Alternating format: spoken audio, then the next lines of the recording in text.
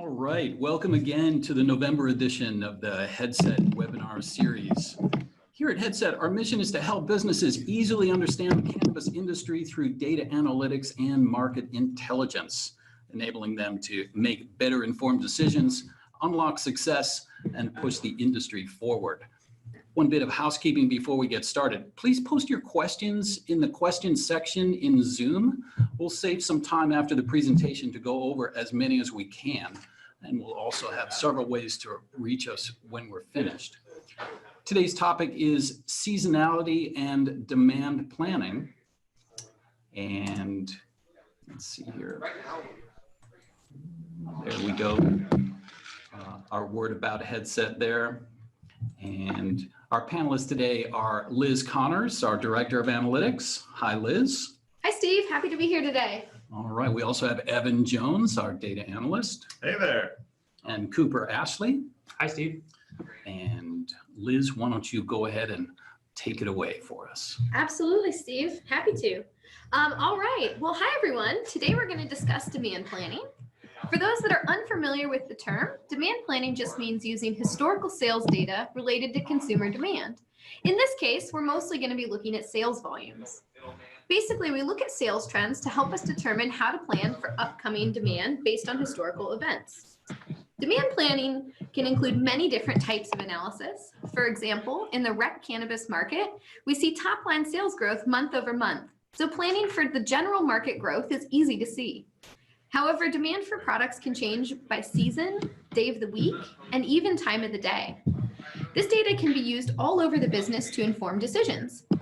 Let me give a few examples of how you can use demand planning to better inform the things that you do each day.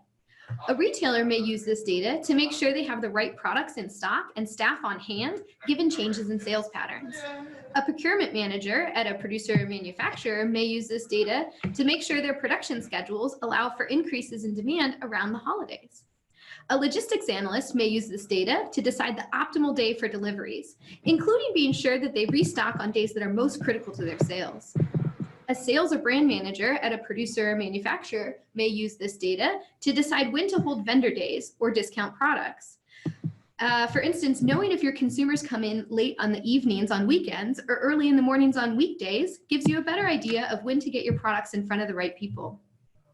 Finally, financial analysts could use this data to better forecast their sales and budget their costs by understanding when sales spikes will occur and when products see occasional sales dips due to seasonality. Spoiler alert, here in Washington, hot chocolate does much better in the winter than in the summer. I bet you could have guessed that though, Steve, huh? You bet. Absolutely. Another way financial analysts could use this data is to better forecast if they will meet their sales targets. For instance, in December, which we're going to look at a lot today, we see that the week before Christmas makes up a much larger portion of December's sales than a typical third week of the month. So if you're planning for your sales and you see that in the first 2 weeks of December, you're slightly under your target, that might not be anything to worry about, knowing that the third week has such large sales increases. So with all that in mind, let's do some demand planning analysis. Today, what we're going to do is look through 3 areas of demand planning. So all those use cases I talked about are great ways for business managers to use data to drive their daily decisions. And a few of those that we're going to look at today are by examining top-line sales trends for seasonal patterns, and then we're going to dive deeper into week-by-week trends. And I want to start out by telling you I'm super excited about this. Everything you're going to see today is analysis we did with our new demand planning dashboards and insights, which will be available before the end of the year. So if you're intrigued by anything that you see today and want to do a similar analysis for yourself, reach out to our sales or customer success staff to get more information. Steve, you're one of those customer success people, huh? That's right. And I'll show that slide at the very end, so you'll have 3 different ways to get a hold of us. Great. So back to today. Today we are going to go through some general trends in both Colorado and Washington, and then we're going to dig a little deeper into edibles, and finally look at some week-by-week trends. After that, I'll hand off to Evan, who's going to get super granular with the data and give us an idea of the days of the week and even hours of the day that we see sales happening. Evan, this analysis should help us better understand when our customers are in the store, right? That's right, Liz. Great. And then finally, we're going to close out with Cooper, who's going to take us through some holiday analysis. We'll both be looking at that upcoming holiday season, as well as everybody's favorite holiday. What's that, Cooper? 420. Excellent. So that's our plan for today. Let's get started. Today we're going to start by looking at the sales trends in both Washington and Colorado. These are two of the more mature markets and give us a good picture of how markets develop over time. So we could be doing this in any of the markets we have insights in. We could have done this for California or Nevada or even Alberta. But today we're going to keep it just to these two markets. So here we see that sales totals in each state by month, with that light blue line on top being Colorado and the darker blue line on the bottom being Washington. The first trend we notice is that sales are increasing over time. And if we're planning on forecasting demand, perhaps the first number we would want to use is the linear growth trend between the 2 points. So I've put that linear line there up on the board for you. So we could use the 2 endpoints, or really any 2 points on the line for that matter. But if we look at the linear growth trends, we would see that sales grew by, on average, by about 1.76 million per month. So here what we're doing is we're looking at the difference between the ending sales and the beginning sales, as well as the fact that there are 34 months in this graph that I have. There we go, there's our 1.8 million. All right, so we could even get super fancy with these numbers, and we could calculate the compound monthly growth rate, which is the average rate at which each month grows over the prior period. If we did that calculation, which I won't make you sit through today, you can thank me later, we would see that that compound monthly growth rate is about 1.7%. So what that means is we expect each month to be about 1.7% higher than the month before it in Colorado. Now we know that sales are generally growing, or growing at that 1.7% month over month, but we can see that growth isn't perfectly linear. We see some months where the sales are slightly lower or slightly higher, so they're either above or below that orange line I drew. And we probably want to take into account some of those nuances when planning for our demand. So let's clean that slide up just a little bit. There we go. Now we can see that orange line better. The big thing that stands out to me when we think about the nonlinear demand trend is the summer months. Summer months tend to see larger sales increases than other months. We can tell because they are more often above that linear trend I pointed out. In fact, this trend tends to be relatively stable over the last 3 summers. So I think it's probably pretty fair to predict that unless something unforeseen happens next year, hopefully the sun doesn't burn out, we can plan for the summer months to see sales increases in 2020 as well.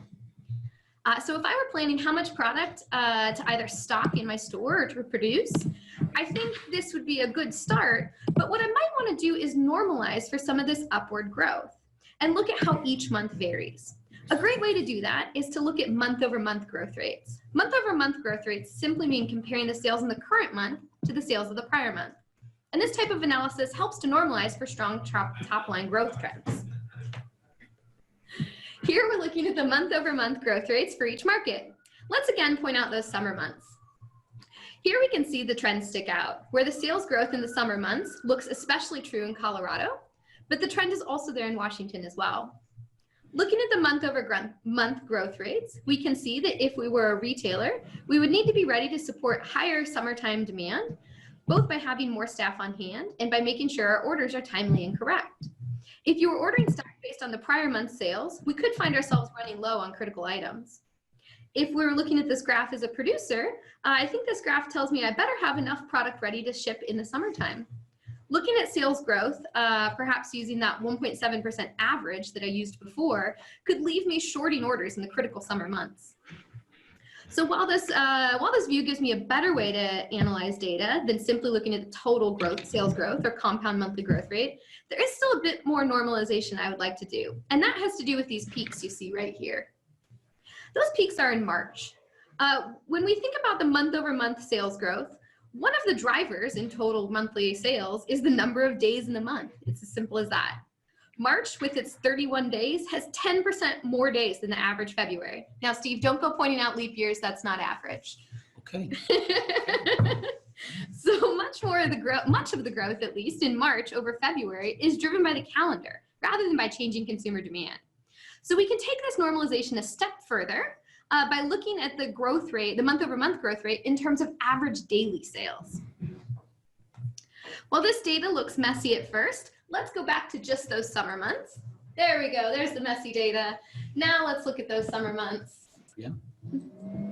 Perfect. So here I've highlighted the summer months for you, and we see that even after normalizing for the number of days in the month, that summer months mean increased demand. In fact, we see that June tends to see average daily sales that are about 10% higher than May, in Colorado and between 4 and 6% higher in Washington. I think this data is a great way to determine how much product to make. Stocking out in those summer months could really hamper your growth. At the same time, if you're not sure how much demand is coming up and you carry a really large inventory to satisfy demand, you could have too much of your working capital tied up in inventory. So getting that kind of perfect Goldilocks spot of inventory can be pretty difficult. Here are a few other areas on the graph I want to point out. While we don't have time to dig into every single season, I want to look into the late fall and summer as those months are quickly coming upon us. Great. There we go. All right, so here I've highlighted September through January. And so what I want us to review here is the month of December. So that's that first arrow I've put on the graph just there. Here we see that rec cannabis dispensaries, like most retail outlets, see sales increases in the month of December. This holiday sales boost is common as people stock up for holiday parties and gift giving. I love seeing that cannabis is no exception to this trend, whether it's getting some chocolates for mom as a nice holiday present or bringing some treats to a holiday party to make the lighting of the Christmas tree or the menorah just a little bit more sparkly. It looks like consumers are stopping in and stocking up in the month of December. Now, I can't mention that December sales rush without the inevitable January sales hangover. Here again, we see that cannabis is no exception, with sales decreases in January each year as well. Let's go back to that sales trend of December. And what I want to do now is dig a little bit deeper. And I'm going to start by focusing us just on Washington. So we're going to dig deeper into the categories, but narrow our field to Washington. This is the same data you were looking at before. I've just highlighted those December months for you. So to dig a little deeper into this category, let's look at how this plays out with edibles. Perfect. So what we saw before was that in Washington, on average, December sales were 4.7% higher in December of 2017 than in November. And in 2018, that was 1.3% higher. However, for edibles, so edibles are that darker area above, we see that edibles were about 15% higher in December of 2018 than they were in November, and 8% higher in 2018. So it seems that edibles are either popular as gifts or party treats, or maybe even a way to discreetly take the edge off when dealing with family.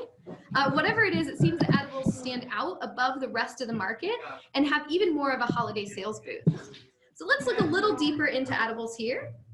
Here I'm calling out December growth for a few of the edible segments. This is the same numbers you were looking at before, just for a few of those segments. At Headset, we break all our products into categories and then further down into segments or subcategories. While edibles has 11 segments, I've chosen to highlight only a few of those here. These are the ones that are particularly affected by a holiday sales boost. So all of these show a pretty substantial increase in average daily sales in the month of December. Again, here what we're looking at is those average daily sales, and that sales increase December over the prior November. What I particularly want to call out is chocolates. It's one of the largest segments and appears to do particularly well in December. My hypothesis is this whole time has been that sales increases in December are mostly due to either gift giving or party going. But to further confirm this, I want to look into the week by week sales trends. So this is where I'll get just a little more granular with the data and go week by week. Here we see that the week by week sales spikes in December mostly occur in the week just before Christmas. In 2018, that was the week of 12/17 to 12/23, which saw a 31% increase in sales over the prior week. So now I'm happy because this seems to confirm my thought that while much of the growth in the holidays was due to holiday purchases, but more than that, now I have the data that I can use as a retailer to better predict what's happening in my shops the week before Christmas. I can be sure I have enough chocolates on hand to satisfy demand. If I'm a producer, now I can plan for how much to have available so that I ship the right amount of products. It certainly would be a big risk to shorten order that week right before Christmas time. I've spent a lot of time looking at these larger, more macro trends, but let's dig a little deeper and get even more granular into these trends.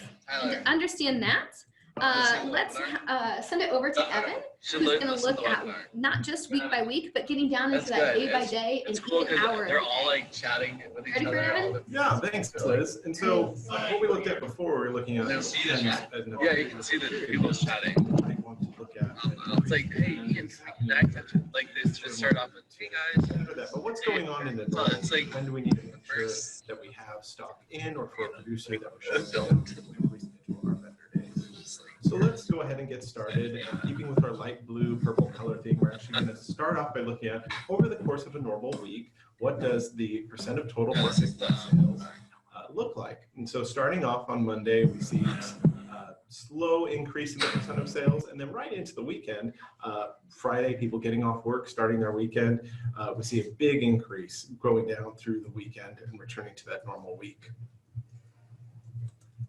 And so if we compare that to the percent of sales for chocolate, we can definitely see a difference in the trend. Throughout the week, people aren't going into shops buying chocolate, but as we go into the weekend, the percent of total chocolate sales actually peaks above the total market. So even on Saturdays, we're seeing an increased demand in chocolate in our retail stores. So Evan, if I'm looking at this right, I think that if I'm reading this correctly, it seems that about 33% of chocolate sales occur just on Friday and Saturday. Yeah, that's when you want to go in the store and get your chocolate. Excellent. And I'm much more likely to see people purchasing chocolates that day than other things, correct? Right. Got it. Yeah, and so we see this trend throughout the week, but how does this look if we're looking inside of a store, inside of a normal day? What does that look like? Are people more likely to come in the morning, in the afternoons? So let's go ahead and take a look at that. Starting off with the total market throughout the day, it looks like, of course, early in the morning, you don't have a ton of people running through the door. And as we start to get to the afternoon, people getting off work, you see people starting to come into the cannabis store purchasing, hitting our peak and going off into the evening. And let's compare that to chocolate sales, where we actually see that hard and fast rule. After lunch, people are buying their chocolate a little bit early, want a little extra treat. I am a chocolate fiend. We just had a chocolate holiday, so you're seeing a lot of people buying chocolate. And as we hit that, going right into that 5, 6 o'clock in the afternoon, it seems like that starts to meet the demand that we're seeing in the total market, and then it dips below. So you're seeing chocolate sales are more likely to happen in the early afternoon, right before the peak, and in the evening, less likely. So Evan, it looks like it's a lot of Fridays, Saturdays, and a bit more early mornings. Am I putting those together correctly? Yeah, unless you're me buying them around 10 o'clock, but I'm probably that small percentage right there. So we've looked at this by day of week, and we've looked at this by hour, but let's look at a full week and the hours in it. What we're going to do is actually combine what we've been looking at before with total market and chocolate sales. So what we have here is actually a graph of each of the days of our week and the hours, and we're doing an index here. And all that is we take the percent of our chocolate sales and we divide that by the total market. So the areas that are in the deep dark green, that's when sales are more likely towards chocolate, and the area in the yellow and the red are when they're less likely towards chocolate and more likely towards the total market. So I see a lot of dark green right there, kind of afternoon on a Saturday. So it seems like more people purchase chocolates that time of the day and week than other, right? You're right. And Right. Don't forget about that green spot on Mondays. We see right there, right after lunchtime, it looks like we've got a dark spot in the green on Mondays. So people are purchasing on Mondays and Saturdays. So a lot of sales on Monday. I wonder what could be driving that. Yeah, absolutely. And let's actually superimpose a graph of our discounts on top of this, because what this might be times when we're seeing chocolate sales more discounted. So we're actually just going to superimpose discounts right on top of this. And what you're seeing in the yellow is the higher percent discount towards chocolates. And you're seeing the rest of the week that purple color. It seems like Mondays stand out on this graph as a time where we're seeing peak discounts, but Saturday, not so much. Let's actually just look at those two together right now. That's because of Mondays. So Monday sales are driven by, look like they're discount driven. Saturdays, not so much. Why this is important is if I'm someone scheduling a vendor day, I'm probably not going to want to pick a Monday to actually feature my product, because consumers coming into the store are more likely to expect a discount. I might actually plan this strategically on Saturdays, where we're seeing people more likely to buy chocolate in the stores, but not exactly expecting a discount. So this gives us a view of what's going on during the normal week. But how about, are there periods of time where we might see this trend change? We saw Liz highlight a few of those. So let's actually look at discount on a month-by-month basis and see if there are times where we might expect a different discount or consumers might expect a different discount. And so what we're doing here is we're just looking at the percentage discount in the blue bar and then the month over month change. The same way we were looking at it before, and we're seeing these big increases right there around, looks like in April and in the holiday season. Wonder what holiday that is, where discount jumps up a little bit from what we expect normal. And actually just to zoom in on two of those, it's right around April 420, of course, that we're expecting a big jump. So in 2018, it looks like we're right under 10%, and the discount jumps up to 11%. So consumers are expecting a discount in chocolate. In 2019, we're going from right around 9 to 10% all the way up to 15. So we're seeing that increasing demand. So I've said it a lot already, but I want to change it over to the person who's super excited to talk to you about discounts on 420. Thanks, Evan. What I'd like to do is use our new holiday bump analysis dashboard to take a closer look at important dates, but we're going to keep on chocolate sales in Washington for now. So the first thing we need to do is identify those dates that we want to analyze. This graph here shows the weekly sales volume for chocolate in Washington over the last year. And I've highlighted two clear anomalies in sales, the week before Christmas and the week that includes 420. While we all know that 420 is the biggest day in cannabis sales, you'll notice that the week before Christmas was actually the biggest week in chocolate sales over the past year. So chocolate sold more the week before Christmas than even on 420, huh? That's right. On a week-by-week basis, it looks like the week before Christmas was the biggest day. Excellent. Biggest week, excuse me. Now we're looking at the same time period here, but I've added in the purple line for week over week growth in chocolate sales. And we can see that the week of 420 has a bigger relative increase over the previous week than the week before Christmas. And so we've identified our two time periods here. Let's do a closer analysis and look at chocolates in Washington, starting with 420. Okay, so here we're looking at edible segment sales in Washington on 420 this year, 2019. And there's a lot going on in this slide, so let me break it down. Our new holiday bump analysis dashboard allows you to select a specific time frame ranging from 1 to 7 days and compare that date to the same previous 4 equivalent time periods. So here we're comparing the sales on 4/20/2019 to the average daily sales on the previous 4 Saturdays. The light blue bar is the sales on 420, and the dark purple bar is the average daily sales over the comparison period. The light blue dots indicate the percent growth between those two periods. So here we can see within the edible category, chocolates were clearly a top performer on 420. They had the second highest total sales, only slightly behind the candy segment, and had the highest percentage growth of any edible segment. They grew by about 180%. Let's take a more detailed look and see which chocolate brands did best on 420. So here we've got a similar graph. We're looking at the top 4 selling chocolate brands on 420, and again, comparing those to the previous 4 Saturdays. I think there are 2 big takeaways here. One is that across the board, all of the top selling chocolate brands had massive growth on 420. The smallest growth percentage on this graph is over 100% growth, meaning that producers should be expecting to at least double their normal sales on 420. And 2, there's a clear standout on the left side of the graph.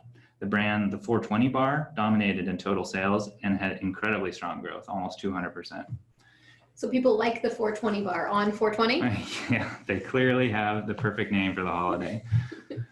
But let's take a look now at how these brands discounted their products for a better picture of 420.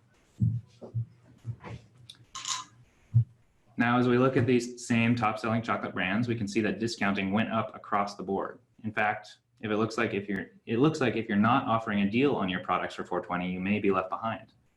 However, there are some big differences. We can see that Swift's, the brand with the second most total sales, went all in on huge discounts. They almost 6x their average discount. When you compare that strategy to, say, a brand like Bertaloo, who didn't even double their discount rate, maybe Swift's was leaving some money on the table. Now let's shift our analysis to that other time period I wanted to focus on, the week before Christmas, and see if these same brands were at the top of the chocolate sales charts. Now, as you can see in the legend at the bottom of the graph, we're comparing the average daily sales during the week before Christmas last year to the average daily sales on the previous 4 weeks. One thing that is noticeable right off the bat is that all brands saw great increases in sales, but not the crazy 2 to 3 times growth that occurred on 420. But it's important to keep in mind that this is the average daily sales over an entire week, which goes to show why this week was the biggest for chocolate sales over the last year. And then, So Cooper, it looks like to me there's not a lot of difference here between the growth rate. So it's not just dominated by one player. It looks like perhaps the Christmas holiday helps out all chocolate brands. that's right. When we look at, when we look at the top 4 brands, we can see that the 420 bar has been edged out by a brand that wasn't in the top 4 on 420, Hanu, but they're only slightly behind. And like you said, Liz, all these top brands are seeing great growth. So presumably naming your brand after a holiday can pay off in sales. Now on 420, we know that discounts were up, but I would like to take a look at discounting on this week, the week before Christmas. Okay, here we've got a really stark difference from 420. Hanu, the top selling chocolate brand on the week before Christmas, they did not increase their average discount at all.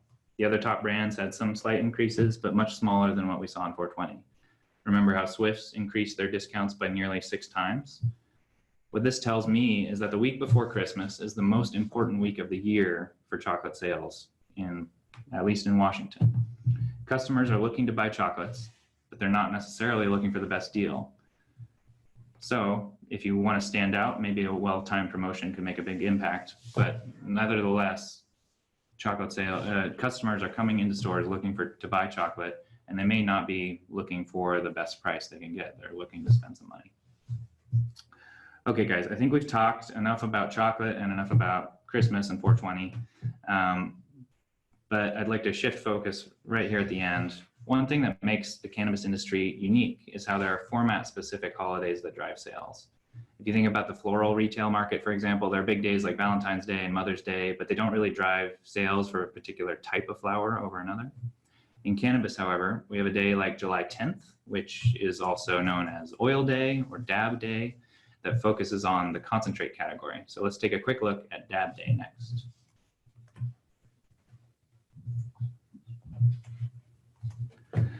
Okay, so here we're looking at discounts again, but I've selected July 10th, 2019 as our holiday, and I'm comparing to the same day of the week, the previous 4. And I'm comparing the discounts here across categories. Are we still in Washington here, Cooper? We're still in Washington, yep.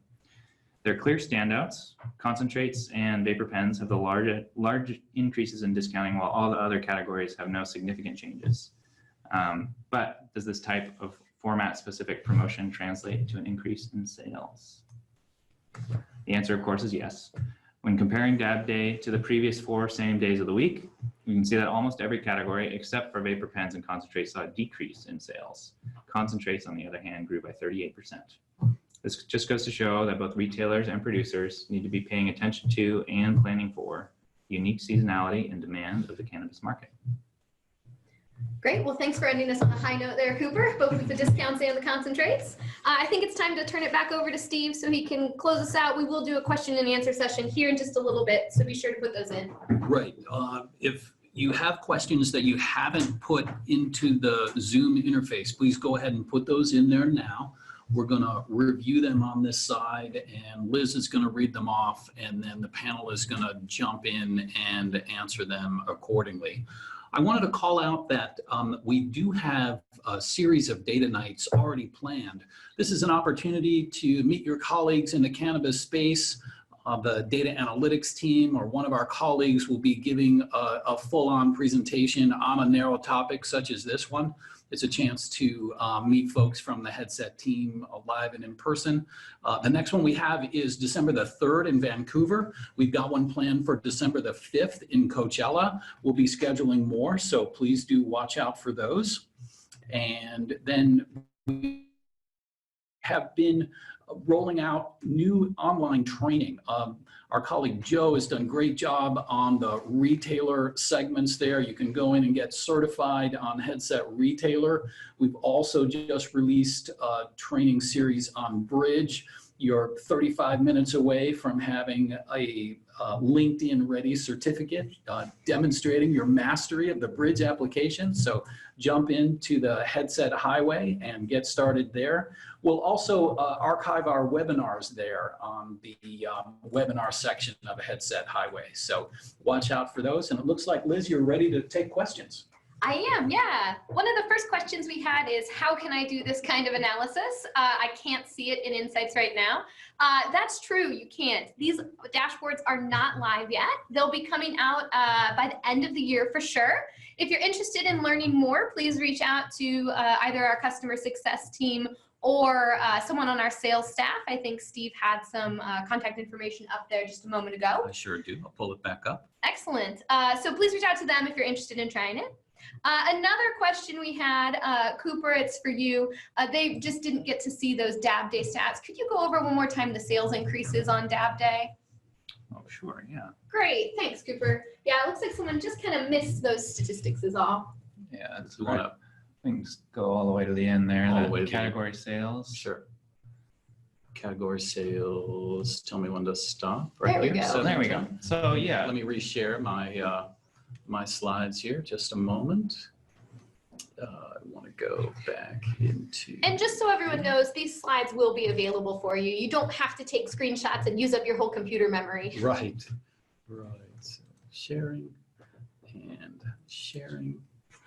and there we go.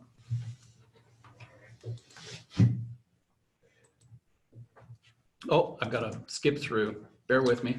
yeah. I'm going to answer another question Go while ahead. Steve gets that all up. One of the other questions we had was,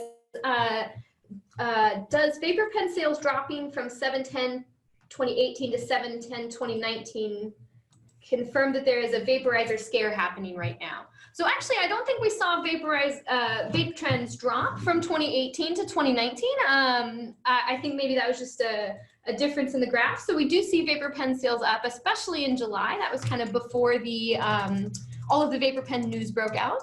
If you are interested in more about vapor pen trends, as they have been slightly trending down over the last couple of weeks, we recently wrote a few blog posts about it, which you can find at headset.io. And those will give you some of the statistics on the vapor pen sales trends there. And sharing Cooper's slide once more. Fat fingering the sharing here. Bear with me.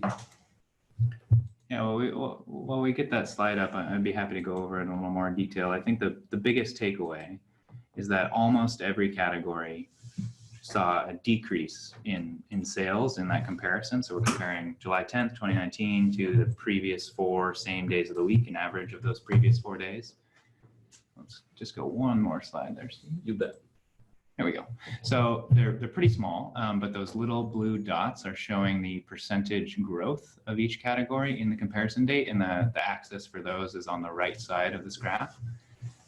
So we can see that concentrates grew about 38%. Vape pens, I think, are down in the like 15% range. But then if you'll look at the bottom of the graph, flour had negative growth, pre-rolls had negative growth, edibles had negative growth, tinctures had negative growth. So I think the standout here is that 7/10 or DAB Day is showing a real format specific holiday where only certain types of products are seeing growth in sales while others are falling by the wayside perhaps. Great. Thanks for that, Cooper. Another question we had was talking about the increases in March. So remember, we saw really large increases in March, like 20% or something like that, before we normalized for average daily sales. Then we normalized for average daily sales, but we did still see March be slightly up. I think that there are probably a couple reasons for that. One thing that I want to point out that could be the case is if you pull up a calendar of March, what you see is that March usually enjoys one extra weekend day compared to February. So even when we normalize for the average number of days, March enjoys that extra Friday or that extra Saturday. And Evan, if I remember right, it was Fridays were something like 17% of total sales, and perhaps Saturdays were 15 or 18. Yeah, it fell down from there. Absolutely, yeah. So I think that what could be happening there is a little bit of a change in the average daily sales because of those extra weekend days, always something to keep in mind. Another reason it could be happening is that's generally around spring break time. So I haven't done any of this analysis, but what we could do is have a hypothesis that perhaps in Colorado, a lot of people are going for spring break and stopping in on their way to have a way to chill out after they go skiing. So perhaps what we could do is narrow into some of those weeks in March and see if there are particular weeks that see sales spikes. Another thing we could look at is to see if this happens maybe for particular categories or particular segments. I think that's almost all the questions. The last question I had was about our Vancouver data night. So the date for Vancouver, I think, was December 3rd, Steve, is that correct? Yeah, December the 3rd. We'll be sending out mail on that one. Great, yeah, and I think that that's all the questions that we had. Yeah, that's it. Well, I guess we had one more. Can you reach out to a sales team manager to check out this data? Yeah, absolutely. Reach out to someone at sales or someone on the customer success team for sure. Right.